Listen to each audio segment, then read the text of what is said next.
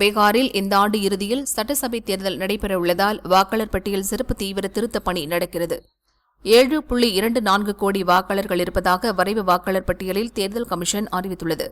உரிய ஆவணங்கள் சமர்ப்பித்தும் 65 லட்சம் வாக்காளர்களை நீக்கிவிட்டதாக ராஷ்டிரிய ஜனதா தளம், காங்கிரஸ், திரிணாமுல், பவாரின் தேசியவாத காங்கிரஸ், உத்தவ் தலைமையிலான சிவசேனா, சிபிஐ உள்ளிட்ட எதிர்க்கட்சிகள் சுப்ரீம் கோர்ட்டில் வழக்கு தொடர்ந்தன. தேர்தல் கமிஷனின் நடவடிக்கை முற்றிலும் தவறானது, மக்களை அலைக்கழிக்கும் செயல் என வாதிடப்பட்டது.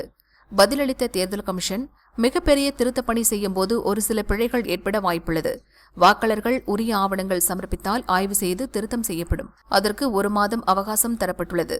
அதன் பிறகே இறுதி வாக்காளர் பட்டியல் வெளியாகும் என கூறியது.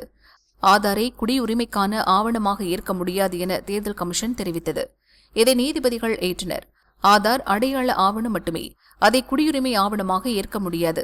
வாக்காளர்கள் குடியுரிமைக்கான பிரத்யேக ஆவணங்களை சமர்ப்பித்து வாக்காளர் பட்டியலில் பெயரை சேர்க்கலாமே என நீதிபதிகள் கூறினர்.